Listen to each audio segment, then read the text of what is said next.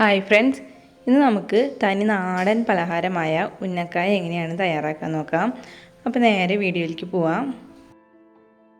അപ്പോൾ ഞാനിവിടെ 3 ഇടത്തരം പഴുപ്പുള്ള പഴം എടുത്തിട്ടുണ്ട്. അപ്പോൾ പഴം ഒരുപാട് പഴുപ്പ് കൂടിയതും അതുപോലെ നന്നായി പഴുപ്പ് കുറഞ്ഞ പഴമല്ല വേണ്ടത്, ഒരു ഇടത്തരം പഴുപ്പുള്ള പഴമാണ് വേണ്ടത്. അത് നമുക്കൊന്ന് പുഴുങ്ങിയെടുക്കാം. അപ്പോൾ ആവിയിലാണ് പഴം പുഴുങ്ങിയെടുക്കേണ്ടത്. കാരണം വെള്ളത്തിൽ പുഴുങ്ങിയെടുക്കുകയാണെങ്കിൽ ഇതിൽ വെള്ളം നനവ് കൂടുമ്പോൾ നമുക്ക് ശരിയായി ഉണ്ടാക്കാനായിട്ട് പറ്റില്ല.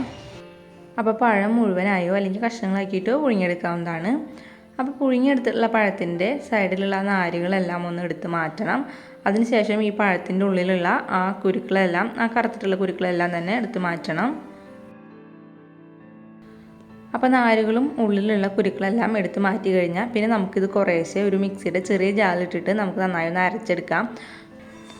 അപ്പോൾ ഒട്ടും തന്നെ വെള്ളം ചേർക്കാതെയാണ് അരച്ചെടുക്കേണ്ടത്. അതുകൊണ്ട് കുറേശ്ശെ പഴം ഇട്ടിട്ട് അരച്ചെടുത്താൽ മതിയാവും.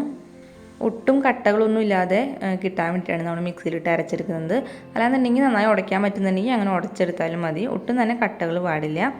അപ്പോൾ ഇങ്ങനെ അരച്ചെടുത്തിട്ടുള്ള ഈ പഴമെല്ലാം തന്നെ നമുക്ക് നന്നായി ഒന്ന് കൈകൊണ്ട് കുഴച്ചെടുക്കണം. ഇപ്പോൾ പഴം ഇവിടെ റെഡി ആയിട്ടുണ്ട്. നമുക്കിനി ഇതിൻ്റെ ഉള്ളിലേക്ക് വേണ്ട ഫില്ലിങ് തയ്യാറാക്കാം. അപ്പോൾ അതിന് വേണ്ടി ഒരു പാനിലേക്ക് നമുക്ക് 1 ടേബിൾ സ്പൂണോളം നെയ്യ് ഒഴിച്ചു കൊടുക്കാം. നെയ്യൊന്ന് ചൂടായി വന്നു കഴിഞ്ഞാൽ ഇതിലേക്ക് കുറച്ച് അണ്ടിപ്പരിപ്പും കുറച്ച് ഉണക്കമുന്തിരി ഇട്ടൊന്ന് വറുത്തെടുക്കാം. അപ്പോൾ ഇത് നിങ്ങളുടെ ഇഷ്ടത്തിനനുസരിച്ചിട്ട് കൂട്ടിയും കുറച്ചെടുക്കാവുന്നതാണ്.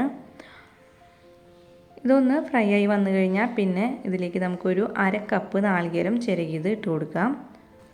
അതിനുശേഷം ഇതെല്ലാം കൂടി നന്നായി ഒന്ന് മിക്സ് ചെയ്ത് കൊടുക്കാം. അപ്പോൾ നന്നായി മിക്സ് ചെയ്തെടുത്ത് കഴിഞ്ഞാൽ പിന്നെ ഇതിലേക്ക് നല്ലൊരു മണത്തിന് വേണ്ടിയിട്ട് 2 ഏലക്കായ ഒന്ന് പൊളിച്ചിട്ടിട്ട് കൊടുക്കാം. പിന്നെ ഇതിലേക്ക് മധുരത്തിന് വേണ്ടിയിട്ട് 2 ടേബിൾ സ്പൂൺ പഞ്ചസാര ഇട്ട് കൊടുക്കാം. അപ്പോൾ നിങ്ങൾക്ക് നല്ല മധുരം വേണമെന്നുണ്ടെങ്കിൽ ഒരു 3 ടേബിൾ സ്പൂൺ പഞ്ചസാര വരെ ഇട്ട് കൊടുക്കാം. അതിനുശേഷം ഒരു മീഡിയം ഫ്ലെയിമിൽ വെച്ചിട്ട് നന്നായി ഒന്ന് മിക്സ് ചെയ്ത് കൊടുത്താൽ മതി. അതിനുശേഷം നമുക്ക് ഫ്ലെയിം ഓഫ് ചെയ്ത് കൊടുക്കാം. ഇനി ഇതൊന്ന് ചൂടാറാനായിട്ട് മാറ്റി വയ്ക്കാം. അപ്പോൾ നാളികേരെല്ലാം ചൂടാറി കഴിഞ്ഞാൽ പിന്നെ നമുക്ക് കയ്യിൽ കുറച്ച് ഓയിൽ പുരട്ടിയിട്ട് കുറച്ച് പഴം കയ്യിലെടുത്ത് നന്നായി ഒന്ന് ഉരുട്ടി കൊടുക്കുക.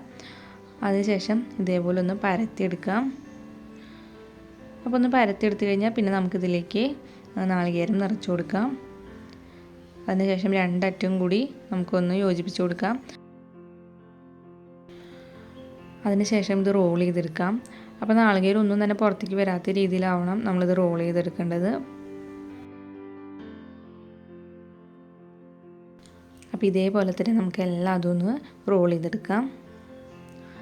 ഇപ്പോൾ ഞാനിവിടെ ഇത്രയും പഴം വെച്ചിട്ട് ഒരു 7 എണ്ണമാണ് തയ്യാറാക്കിയിട്ടുള്ളത്. ഇനി നമുക്കിത് ഫ്രൈ ചെയ്തെടുക്കാം.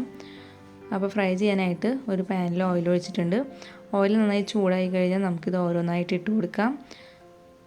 അതിനുശേഷം മീഡിയം ഫ്ലെയിമിൽ വെച്ചിട്ട് വേണം ഇത് ഫ്രൈ ചെയ്യാനായിട്ട്. അപ്പോൾ ഒരു ഭാഗം ചെറുതായി കളർ മാറി വരണമെന്ന് കാണുമ്പോൾ നമുക്കൊന്ന് തിരിച്ചിട്ട് കൊടുക്കാം.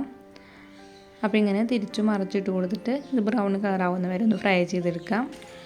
അപ്പോൾ ഫില്ലിങ് വെച്ചത് ശരിയായിട്ടില്ല എന്നുണ്ടെങ്കിൽ നമ്മളിത് ഫ്രൈ ചെയ്യുന്ന നേരത്ത് ഇത് പൊളിഞ്ഞ് പോകാനായിട്ട് സാധ്യതയുണ്ട്. അതുകൊണ്ട് ഫില്ലിംഗ് ഒന്നും തന്നെ പുറത്തേക്ക് വരാത്ത രീതിയിൽ വേണം നമ്മളിത് റോൾ ചെയ്തെടുക്കാനായിട്ട്. ഇപ്പോൾ നമ്മുടെ ഉന്നക്കായ ഇവിടെ റെഡി ആയിട്ടുണ്ട്. നമുക്ക് ഇത് ഓയിലിൽ നിന്ന് എടുക്കാം. അപ്പോൾ ഓയിലിൽ നിന്ന് എടുക്കുന്ന നേരത്ത് ഹൈ ഫ്ലെയിമിൽ വെച്ച് കൊടുക്കുക. അപ്പോൾ നമുക്ക് അധികം എണ്ണ കുടിക്കാതെ ഇത് കിട്ടും. അപ്പോൾ നമുക്ക് ഇതേപോലെ ബാക്കിയുള്ളതും ഫ്രൈ ചെയ്തെടുക്കാം. അപ്പോൾ ഇത്രയേ ഉള്ളൂ. നല്ല ടേസ്റ്റ് ആയിട്ടുള്ളൊരു പലഹാരമാണിത്. നിങ്ങളിതുപോലെ ഒന്ന് ട്രൈ ചെയ്ത് നോക്കുക. എന്നിട്ട് നിങ്ങളുടെ അഭിപ്രായങ്ങൾ എന്നെ കമൻസ് ആയിട്ട് അറിയിക്കാം.